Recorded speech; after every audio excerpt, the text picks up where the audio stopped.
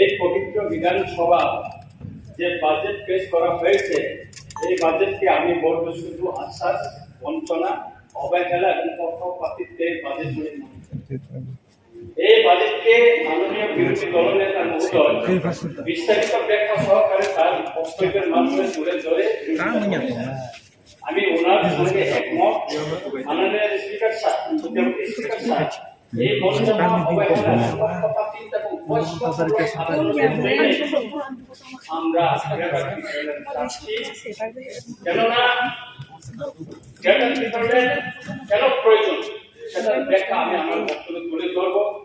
আমি একজন সেই জন্য এসেছি, সেই জন্য আমি প্রথমে প্রাইভেট ওয়েলফেয়ার ডিপার্টমেন্টকে ধরবো এবং প্রাইভেট ওয়েলফেয়ার ডিপার্টমেন্টকে আমি প্রথমে আলোচনায় নিয়ে আসবো।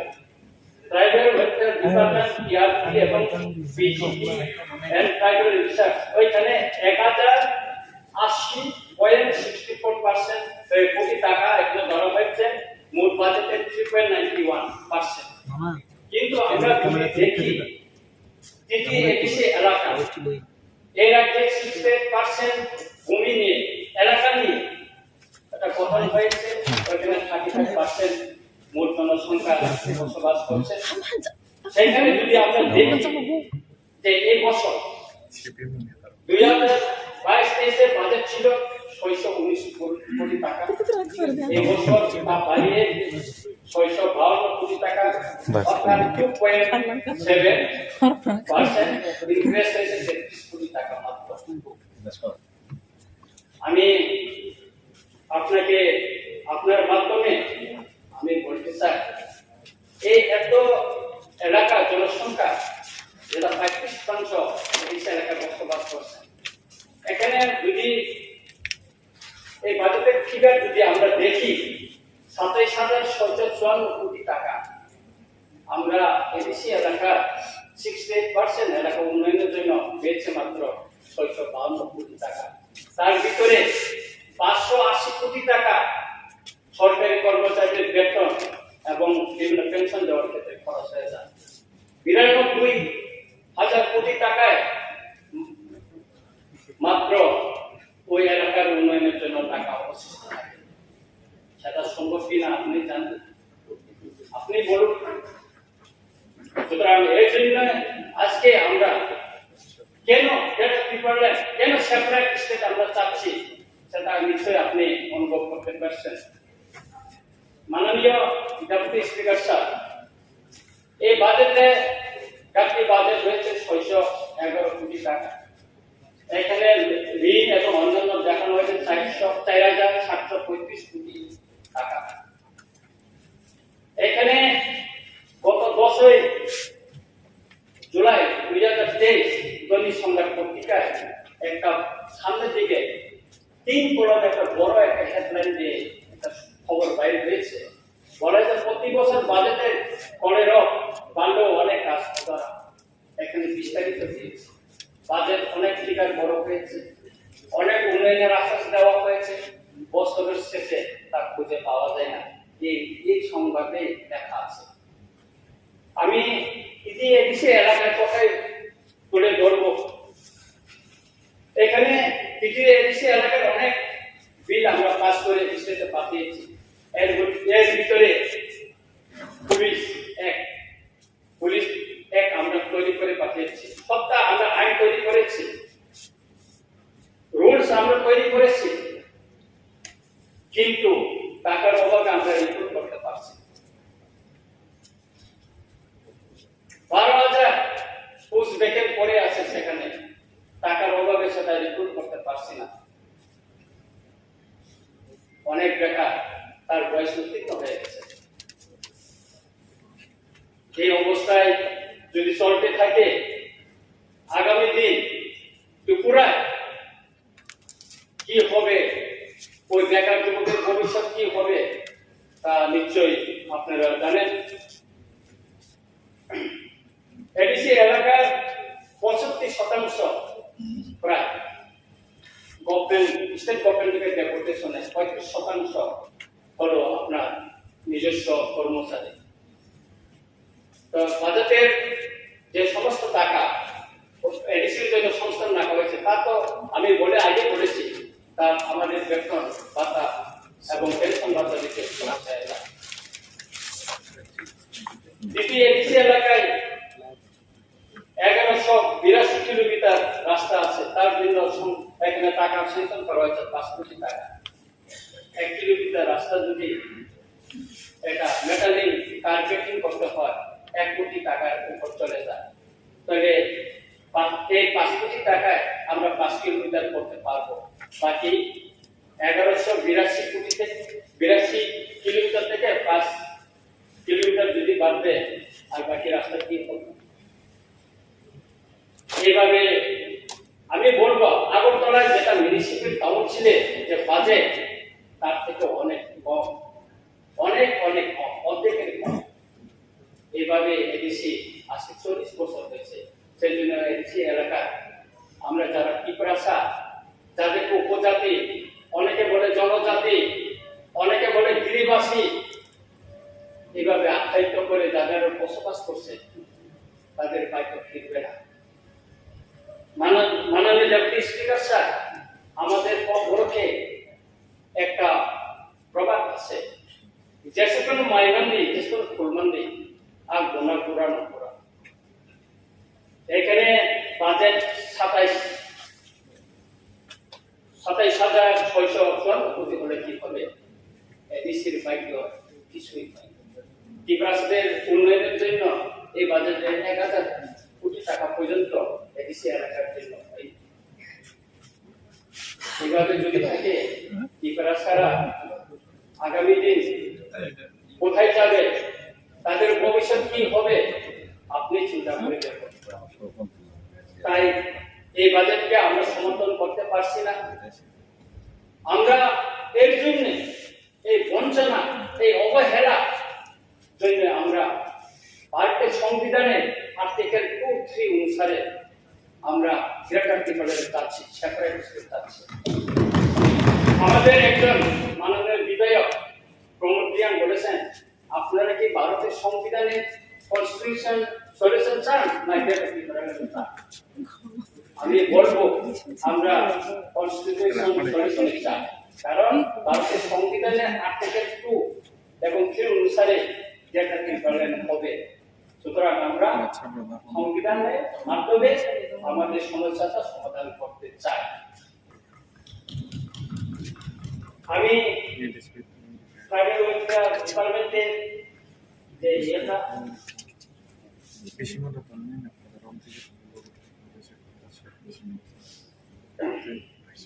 এখানে 67 নম্বরে এতে বলা হয়েছে ডেভেলপমেন্ট কর্পোরেশন মেডিকেল পক্ষ থেকে 539 জন জনজাতি যুবক যুবতীকে সহসপ্তাহে ঋণ এবং 13 জন জনজাতি ছাত্রছাত্রীকে শিক্ষা ঋণ প্রদান করা হয়েছে। আমার প্রশ্ন হচ্ছে যে টোটাল 552 জনকে যে ঋণটা দেওয়া হয়েছে, এটা কোন বর্ষে তাদেরকে দেওয়া হয়েছে এবং কত টাকা করে ঋণ দেওয়া হয়েছে তার এখানে উল্লেখ নেই। তার কোন স্পষ্ট এখানে উল্লেখ নেই যে কত কোটি টাকা দেওয়া হয়েছে তার কোনো উল্লেখ নেই। এসটি বেকার যুবক যুবতীর সংখ্যা প্রায় আজকে 60,000 এর উপর হতে পারে। তাদের চাকরি দেওয়ার জন্য এই বাজেটে একটু কথা উল্লেখ নেই। ওই বেকার জনজাতি যুবক যুবতীরা কি করবে তার এখানে এই বাজেটের কোনো দিশা নেই। সেই জন্য অনেকে বলছে এই বাজেট দিশা কি। এখানে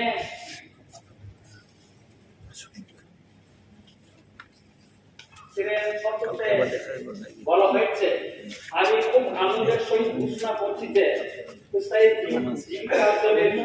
এবং পরিকাঠামো উন্নয়নের মাধ্যমে জনজাতির জীবনের মান উন্নয়নের জন্য বিশ্বব্যাংক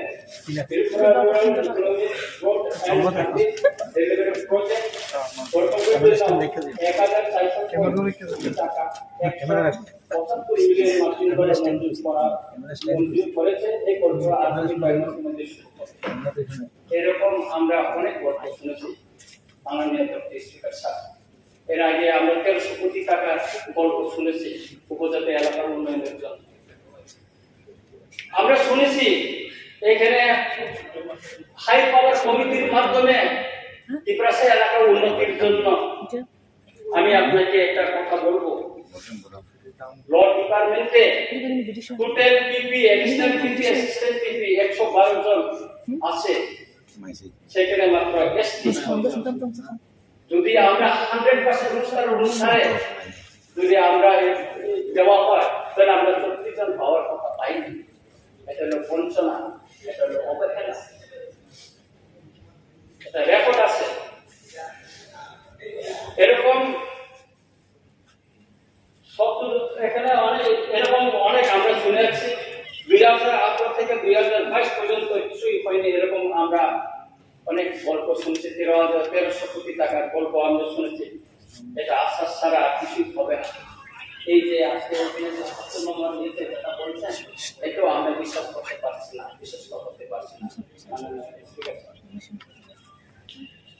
এরকম আমি আরেকটা এডুকেশনের ব্যাপারে আমি করে দেবো।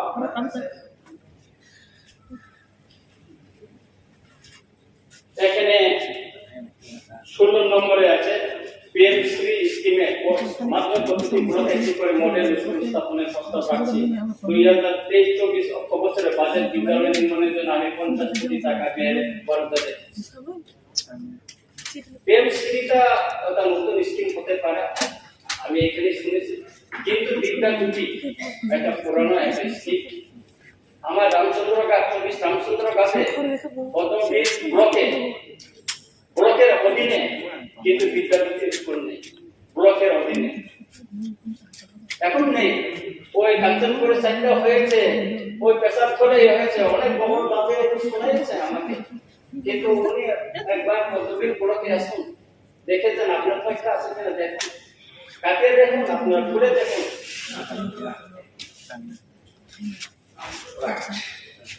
ব্লক রামচন্দ্রঘাট বিধানসভা চাকরি এরপরে না বলছেন আপনি বলতে চাইছেন Chandrapur high secondary school Khowai 24 Ramchandraghat না, এটা তো 5 ব্লকের অধীনে।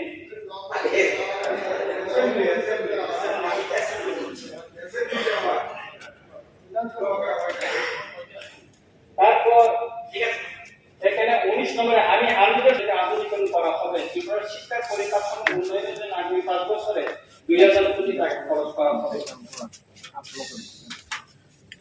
আধুনিকীকরণ করাটা খুব ভালো, এর জন্য আমি ধন্যবাদ জানাচ্ছি। 2000 কোটি টাকা খরচ হবে, খুব আনন্দের বিষয়। কিন্তু আমার উপায় পদ্ধতির ব্লকের অধীনে বিদ্যাজ্যোতি স্কুল, যেটা স্কুল এখন হয়তো শেষ হয়নি মনে হয়। তবে আমি বলবো মাননীয় চিফ মিনিস্টারকে আমি একটা লেটার দিয়েছিলাম। বাইজারগাড়ি স্কুলটা 2017 ঘুরে গিয়েছিল, খুব করুণ অবস্থায়। আমার জীবনে আমি ওইখানে বিদায় হওয়ার পরে স্কুল আমি কখনো দেখিনি, এত বৃষ্টি, এত নোংরা, জানালা কিচ্ছু নেই।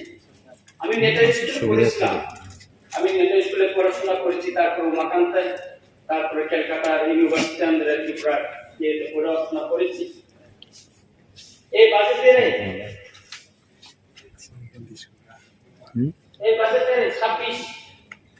26-এ বলা হয়েছে আমি 40 কোটি টাকা দিয়ে নেতাজি সুভাষ বিদ্যালয়ে ও 77 কোটি টাকা দিয়ে মহারাজা বীরভূষণ কলেজের নতুন সায়েন্স বিল্ডিং এবং 10 কোটি টাকা দিয়ে আগরতলা কুঞ্জবন স্থিত institute of advance study of education এর প্রতিষ্ঠানে এবং ভবন নির্মাণের প্রস্তাব রাখছি।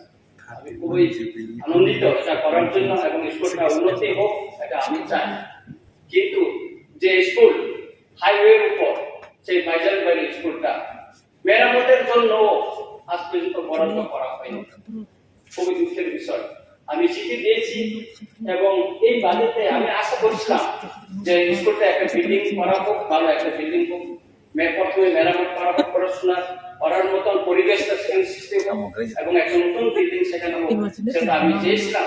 কিন্তু এই বাজেটে সেটা উল্লেখ করা হয়নি। মাননীয় ডেপুটি স্পিকার স্যার, 10,323 কথা আমি একটু উল্লেখ করব। আজকে গ্রাম পাহাড়ের শিক্ষকের যে অভাব, সাবজেক্ট টিচারের যে অভাব, তা বলে শেষ করা যায় না। আমি ছোট্ট একটা উদাহরণ বলি। আমপুরা এসএসসি স্কুল, ক্লাস 12 স্কুল, একজন ইংলিশ মিডিয়াম টিচার ছিল, ওনাকে ডেপুটেশনে এখন ডেম অফিসে নিয়ে গেছে। কোথায় রাখা হয়েছে? সেখানে আধার কার্ডের কাজ করার জন্য ওনাকে নিয়ে গেছে। ওখানে হেডমিস্ট্রেস আমার সঙ্গে দেখা করলেন, সাগরিকা বর্মা, উনি আগরতলা বাসিন্দা। উনি বলেন, স্যার আমার স্কুলে তো একজন ইংলিশ টিচার ছিল, ওনাকে ওই ডেম অফিসে নিয়ে গেছে, এখন আমার স্কুলে কোনো টিচার না, ইংলিশ টিচার না। আমি কি করি? 6-7 প্রথমপুর হায়ার সেকেন্ডারি স্কুলে সেখানে হেডমাস্টার নাই, চলতে পারে না, স্কুলটা ভালোভাবে চলছে না, খুব অবস্থায়। রেগা দিয়ে আমি সাফা করে এসেছি সেটা। স্কুলগুলি এত ময়লা ছিল, আমি রেগা দিয়ে ওইখানে যে বেসি চেয়ারম্যান অনুরোধ করেছে, আপনি রেগা দিয়ে স্কুলটা একটু ময়লা টয়লাগুলো একটু ফেলে দেন। কি বিমর্ষ অবস্থা আমি যখন বিশেষে যাই। এইভাবে আমার বিধানসভা কেন্দ্রে 6টি হায়ার সেকেন্ডারি স্কুল আছে। সেটা হলো বীরেন্দ্রনগর, যেটা হাটকাটা, রতনপুর, আমপুরা, বাইজাতবাড়ি, তারপরে বড় ময়দান, তারপরে গৌরাঙ্গতিলা। এই 6টা হায়ার সেকেন্ডারি স্কুলকে নিয়ে যাতে ওই ছাত্ররা এখন হয় কলেজে গিয়ে পড়াশোনা করতে হয়, আমি দাবি করেছিলাম। আমি প্রশ্ন দিয়েছি, এবার বিধানসভাতে আমার প্রশ্নটা উত্থাপন করার আমি সুযোগ পাইনি, কিন্তু আমি উত্তর পেয়েছি। সেখানে যে রামচন্দ্রঘাট এলাকায় একটা কলেজ করার জন্য সরকারের কোনো পরিকল্পনা না। এটা কি বঞ্চনা না? এটা কি তিপ্রাসা এলাকা বলে অবহেলা করা করো না? এর জন্য তো আমরা ভারতের সংবিধানের ভিতরে আমরা গ্রেটার ত্রিপুরা চাচ্ছি, দাবি করছি। আর আমাদের প্রিয় ভাই এই যে শম্ভুলাল চাকমা, উনি বলেছেন গ্রেটার ত্রিপুরা কোন দিন পাবে না। আমরা তো শম্ভুলার কাছে গ্রেটার ত্রিপুরা দাবি করিনি, বা ত্রিপুরা গঠনের কাছে দাবি করিনি, আমরা গভর্নমেন্ট অফ ইন্ডিয়ার কাছে দাবি করি। সুতরাং এগুলি বলে হাসির চিৎকারি করে কোনো লাভ নাই। আর একটা মজার কথা, আমরা 6 মাসের জন্য এডিসির বাবা পেয়েছিলাম স্যার, 6 মাসের জন্য। তখন উনি এডিসির বাবা নাই, যেটা এডিসির বাবা পেয়েও আমরা এডিসিকে উন্নতি করতে পারলাম না। এডিসি বাবা পেয়েও আমাদের বাজারটা ওই পরিমাণে আছে, আর বৃদ্ধি হয়নি। এখন এডিসি বাবা নাই। তারপর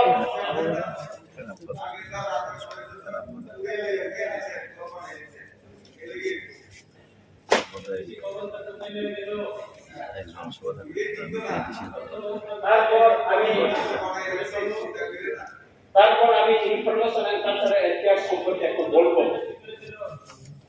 ওইখানে আমি একটু বলবো ইনফরমেশন 124 নম্বরে বলা হয়েছে, সরকারের কার্যক্রম প্রচারের জন্য সারা রাজ্যে 15টি স্থানে ইলেকট্রনিক ডিসপ্লে বোর্ড স্থাপন করা হয়েছে। কলকাতার Satyajit Ray film and television institute এর সহায়তায় ত্রিপুরা ফিল্ম টেলিভিশন ইনস্টিটিউট স্থাপন করা হয়েছে এবং প্রথম দেশের ছাত্রছাত্রীরা কোর্স সমাপ্ত করে সার্টিফিকেট লাভ করেছেন। খুব ভালো কথা, আমি এটাকে ধন্যবাদ জানাচ্ছি। কিন্তু আমাদের এডিসি হেডকোয়ার্টারে এই সরকারের যে কার্যক্রম পরিচালনার জন্য একটি বোর্ডও লাগানো হয়নি। এটা সবটা এডিসির বাইরে মনে হয় লাগানো হয়েছে। এডিসি হেডকোয়ার্টারে একটু লাগানো হয়নি। কেন এডিসি হেডকোয়ার্টারে একটু সরকারি কার্যক্রম এই যে প্রচারের জন্য কেন লাগানো হইল না, সেটা বুঝতে পারলাম না। মাননীয় ডেপুটি স্পিকার স্যার, আমি আরো একটা কথা উল্লেখ করতে চাই। সোশ্যাল মিডিয়া ইউটিউব এখন খুব জনপ্রিয়। বাংলা এবং বঙ্গকে অনেক সোশ্যাল মিডিয়া এখন প্রচার করছে। টেলিভিশন এখন গ্রাম পাহাড়েও দেখে না, সবাই মোবাইলে ইউটিউব, ওটা ফেসবুক, এটা দেখছে। আমি আপনার মাধ্যমে স্যার সবাইকে আপনি ট্রেজারি ব্যাংকে 30 মিনিটের উপর দেন, 35 মিনিট দেন, 40 মিনিট দিচ্ছেন বলেন। স্যার তারপর খবর যে মিডিয়া যে পপুলার ইউটিউব চ্যানেলগুলিতে যারা 50,000 সাবস্ক্রাইব হয়ে গেছে, অন্তত তাদেরকে সরকারি তরফ থেকে একটু সাহায্য সহযোগিতা করার জন্য আমি আপনার মাধ্যমে সরকারের নিকট দাবি জানাচ্ছি। আরেকটা হচ্ছে স্যার, এখানে এই রাজ্যে শিক্ষিত অনেক সাংবাদিক আছে, সে ভাষা হইতে পারে, সে বাঙালি হইতে পারে, সে অন্যান্য জনগোষ্ঠীর হইতে পারে। যারা শিক্ষিত, যারা সাংবাদিক আছে, তাদের জন্য অন্তত একটা বাতা ব্যবস্থা যদি করা যায়, তাহলে অন্তত সাংবাদিকরা তাদের একটু পরিবার পরিচালনা করার জন্য ওনারা করতে পারে। সেই বিষয়টাও যদি সরকার আপনার মাধ্যমে আমি জানাচ্ছি, দাবি জানাচ্ছি, তাদের জন্য একটা ব্যবস্থা করা হোক। কারণ তারা অনেক কষ্ট করে গ্রাম পাহাড় থেকে শুরু করে শহরে মানুষের সমস্যা, মানুষের দুঃখের কথা, কষ্টের কথা তারা পত্রিকায় তুলে ধরে, বিভিন্ন সামাজিক মাধ্যমে, সোশ্যাল মিডিয়ার মাধ্যমে তারা তুলে ধরে। তাদের জন্য যদি বিবেচনা করা যায় তাহলে খুব উপকৃত হবে বলে আমি মনে করি।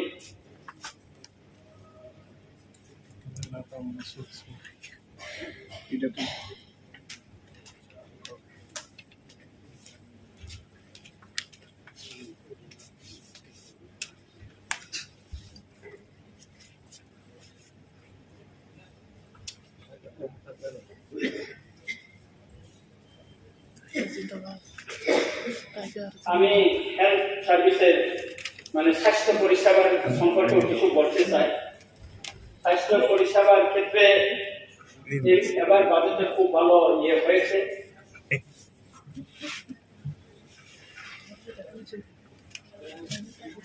দুই 2023-24 অর্থ বছরে 38 নম্বরে বলা হয়েছে উত্তর দলা এবং গোমতী জেলায় গ্রুপ পুনর্বাসন 11টি হেলথ অ্যান্ড ওয়েলনেস সেন্টার নির্মাণ করা হবে। 2023-24 অর্থ বছরে মহারানী, মধুপুর এবং বিশ্ববন্ধু প্রাথমিক স্বাস্থ্য কেন্দ্রগুলিকে পিএসসি, কমিউনিটি স্বাস্থ্য কেন্দ্রগুলিকে সিএসসি উন্নতি করা হবে। মাননীয় ডক্টর স্পিকার স্যার, আমি মাননীয় স্বাস্থ্য দপ্তরের ভারপ্রাপ্ত তথা মুখ্যমন্ত্রী মহোদয়কে একটি চিঠি দিয়েছিলাম। আমার বিধানসভা কেন্দ্রে 3টা পিএসসি আছে, একটা হইল রতনপুর, একটা হইল ভাইজানবাড়ি, আর একটা হইল আমপুরা পিএসসি। কিন্তু এবার বাজেট আমি আশা করেছিলাম, আমি ওনার সঙ্গে দেখা করে আমি চিঠিটা দিয়েছিলাম, কিন্তু এবার যে বাজেটে আমার রামচন্দ্রঘাটের জন্য কিছু উল্লেখ করা হইল না। এটা পিপাসা এলাকা বলে এই বঞ্চনা কিনা বা এই অবহেলা করা হয়েছে কিনা আমি এটা জানি না। এবং আমি বলেছিলাম যে সারা ত্রিপুরা এর আগে বিধানসভায় আরো 2টা জায়গায় ট্রমা সেন্টার, একটা হইল ধর্মনগরে আর একটা মনে হয় সাউথে, ওইটা ট্রমা সেন্টার। সেখানে আমি এডিসি হেডকোয়ার্টারে একটা ট্রমা সেন্টার খোলার জন্য আমি দাবি জানিয়েছিলাম। কিন্তু এবার যে বাজেটে এখানে ট্রমা সেন্টার খোলার জন্য এখানে কিছু করে না। 39 নম্বর ইয়েতে আছে, এখানে নিত্যবাজার এবং দুর্গাবাজার 2টি নতুন প্রাথমিক স্বাস্থ্য কেন্দ্র নির্মাণ এবং আনন্দনগর, বামুচিয়া, তৈবান্দার, জয়রামপুরা এবং নগরে 5টি নতুন প্রাথমিক স্বাস্থ্য কেন্দ্র উদ্বোধন করা হবে। 2023-24 অর্থ বছরে ধর্মনগর উত্তর জেলা হাসপাতাল ট্রমা কেয়ার সেন্টার চালু করা হবে। কিন্তু এখানে ওই যে আমি যেটা বলেছিলাম এডিসি হেডকোয়ার্টারে ট্রমা সেন্টার খোলার জন্য এখানে কিছু কথা উল্লেখ করা হইল না, বড় দৌড় মনে হয়নি। তাই আমি বন বিভাগের সম্পর্কেও একটু বলতে চাই, ফরেস্ট ডিপার্টমেন্ট সম্পর্কে।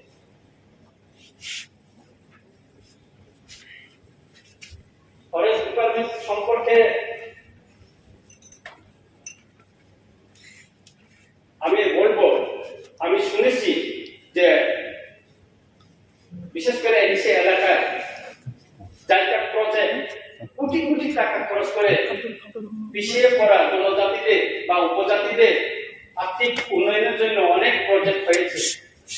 আমি পদ্মবিল রেঞ্জ অফিসে মাধ্যমে খোয়াই এসডিএপুরকে চিঠি দিয়েছিলাম। আমার রামচন্দ্রঘাট এলাকায় তথা পদ্মবিল রেঞ্জের অধীনে জায়গা প্রজেক্ট কোথায় কোথায় হয়েছে এবং সাকসেসফুল জায়গা প্রজেক্ট কোথায় আছে তার একটা তথ্য দেওয়ার জন্য 3 মাস অতিক্রান্ত হয়ে গেল। ওই দিন ব্লকে রিভিউ মিটিং হলো, তারপরে ডিএমএ দিশার মিটিং এ আমি উল্লেখ করেছিলাম, কিন্তু আজ পর্যন্ত আমি তথ্য পাইনি। আজ পর্যন্ত আমি তথ্য পাইনি। সুতরাং এই জায়গা প্রজেক্টের নামে কি হয়েছে সেটা আমি আপনার মাধ্যমে জানতে চাই যে সারা ত্রিপুরায় জায়গা অনেক প্রজেক্ট হয়েছে ত্রিপুরা এলাকাতে, এই জায়গা প্রজেক্টগুলি কি অবস্থায় আছে বা এর মাধ্যমে এডিসি এলাকায় ত্রিপুরা সারা কতটুকু উপকৃত হয়েছে তা আমি জানতে চাই আপনার মাধ্যমে।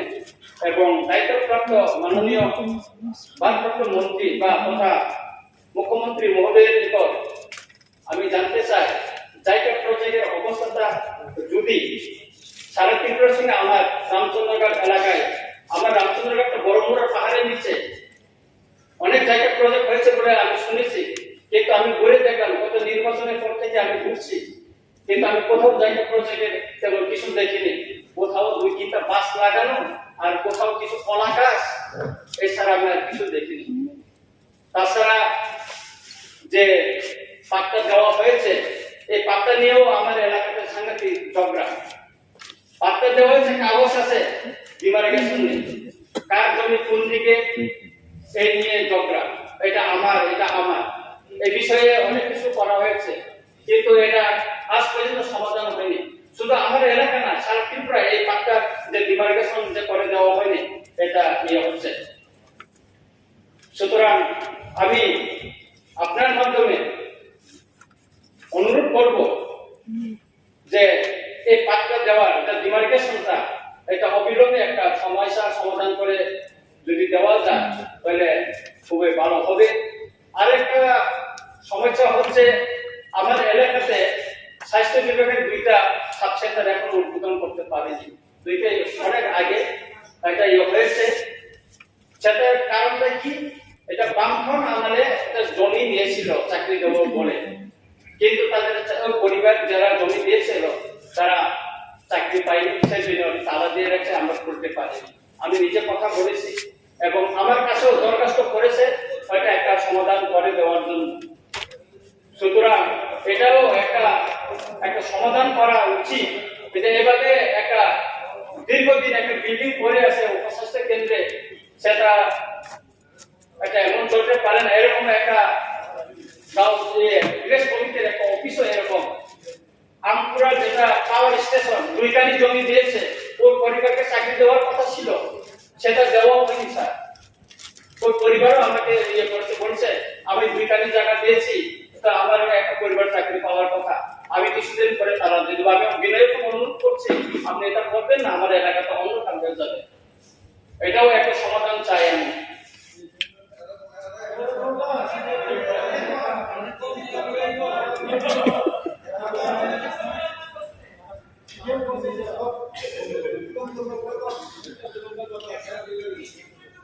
আমি আরেকটা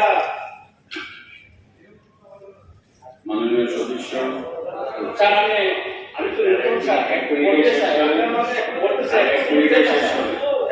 বলতে দেন স্যার। আরেকটা অনেক কথা বলি, সবাই বলতে হবে না, আরো আছে স্যার আমি আরো মহাজন আছে মাননীয় মুখ্যমন্ত্রী সহ সবাই আমরা আধা ঘন্টা নিয়ে আমরা আলোচনা করি। এই যে প্রতি বছর বাজেটের করে বাড়লো, অনেক কাজ অজানা রয়ে গেছে, ওইটাই আমি একটু তুলে ধরব স্যার। এখানে 2021-22 বছরে সেক্টর উন্নয়নের জোর দেওয়ার কথা বলা হয়েছিল। 15,000 হেক্টর জমিতে অর্গানিক কৃষি, 10টি নতুন বায়োগ্রাম গড়ে তোলা, শিশুদের বিজ্ঞান মনস্ক গড়ে তোলার জন্য 10টি প্রাণমান তারামণ্ডল চালু করা, ভারত সরকারের সংস্কৃতি মন্ত্রকের সহযোগিতায় পুষ্পবন্ধ প্লেসের ন্যাশনাল মডার্ন আর্ট গ্যালারি স্থাপন করা, মুখ্যমন্ত্রী model village scheme, Pubali Tripura ভবন নির্মাণ, সব অফিসকে এক ছাদে তলায় আনার জন্য নতুন অফিস বাড়ি নির্মাণ, পুলিশ হেডকোয়ার্টার নির্মাণ, এই কথাগুলো ইয়ে করা হয়েছে। কিন্তু গত অর্থ বছরে কি হয়েছে তার কোনো বিস্তারিত আমরা জানতে পারলাম। আমার এলাকা উপেন্দ্রনগর একটা মুখ্যমন্ত্রী মডেল ভিলেজ আছে, আমি বিনয়ের সঙ্গে অনুরোধ করবো একবার ভিজিট করে দেখুন স্যার, সেই উপেন্দ্রনগর মডেল ভিলেজ, মুখ্যমন্ত্রী মডেল ভিলেজটা আপনি দেখুন ওটা কি অবস্থায় পড়ে আছে। সুতরাং আমি পরিশেষে বঞ্চনা, এই অবহেলার কারণে আজকে এই যে 68% যে এলাকাটা আছে তাকে নিয়ে আমরা একটা ভারতের সংবিধানের আর্টিকেল 2 এবং 3 অনুসারে আমরা ক্যাটাগরিকরণ চাচ্ছি। ক্যাটাগরিকরণ আমি তো বলে দিচ্ছি যে এডিসি এলাকাকে নিয়ে, আপনি তো এডিসির বাবা ছিলেন, আপনি তো জানার উচিত ছিল। ওই আরেকটা টিপ্রালের দাবিদার বসে আছে চুপ করে, টিপ্রালের দাবিদার রঞ্জিত বাবু, আপনারা তো একবার বলছেন বাংলাদেশ কোথায় থেকে সীমানা করবে, একবার বলছেন আপনারা আগরতলা, কোনটা আপনারা আগে ঠিক করুন। আমরা 14 বছরে আছি, আমরা এখন 14 বছরে আছি, আপনি মাত্র 2 বছর আবু, 2 বছর শিশু। আপনি যখন 14 বছর হবেন তখন আপনি এই পার্টি ছেড়ে চলে যাবেন, বুঝলেন? আপনারা সীমানা আগে ঠিক করুন, আপনারা আগে নিজের মধ্যে ঠিক করুন। আমরা 14 বছর আছি, আপনি যখন 14 বছর যাবেন আপনাকে খুঁজে পাওয়া যাবে না, বুঝলেন? আমরা ভারতের প্রধানমন্ত্রী নরেন্দ্র ভাই মোদীকে বিশ্বাস করি। নরেন্দ্র ভাই মোদী একমাত্র জনজাতি কল্যাণের সমস্যা সমাধান করতে পারবে। এই আপনারা সিপিএম আপনাদের সমস্যা সমাধান করতে পারবেন না, এই 3 জন বিধায়ক আপনাদের সমস্যা সমাধান করতে পারবেন না। যতক্ষণ পর্যন্ত আপনি আমাদের সঙ্গে বেঞ্চে যতক্ষণ পর্যন্ত না আসবে ততক্ষণ পর্যন্ত কোনো জাতি আমাদের জনজাতি সমস্যা সমাধান হবে না, বুঝলেন? আপনার ম্যাপটা আগে ঠিক করুন, আপনার এরিয়াটা ঠিক করুন। আপনি 14 বছর হবেন তখন আপনাকে খুঁজে পাওয়া যাবে না, বুঝলেন? আমরা আসি, বিজেপির সঙ্গে আসি, 2018-তে আমরা বিজেপির অ্যালায়েন্সে আছি। একমাত্র এই সিপিএমের কারণে আমরা আলাদা রাজ্যে দাবি করছি, বুঝলেন? একমাত্র এই সিপিএমের কারণে। কিন্তু আপনি আজকে এই সিপিএমের মতো দিয়ে বিজেপি আয়ত্ত থেকে ঢোকা যাবে না ত্রিপুরা রাজ্যের মধ্যে। আগামী দিনে আপনারা বিধান হবেন, জনগণ আপনাকে বিশ্বাস করবেন, জনগণ আপনার সঙ্গে আপনি বিশ্বাস করবেন। যতক্ষণ পর্যন্ত আপনারা বুঝলেন, আপনারা সঙ্গে থাকবে না জনগণ, আপনারা সঙ্গে থাকবে না জনগণ। আপনি যখন 14 বছর হবেন আপনাকে খুঁজে পাওয়া যাবে না। আমরা 14 বছর আছি, এমসি দেবকুমার নেতৃত্বে আমাদের রাজ্যের মাননীয় মুখ্যমন্ত্রী প্রফেসর ডক্টর মানিক সাহা মহোদয়ের নেতৃত্বে আমরা কোনোদিনে এই সিপিএম ভুল রাজনীতির কারণে আজকে আমরা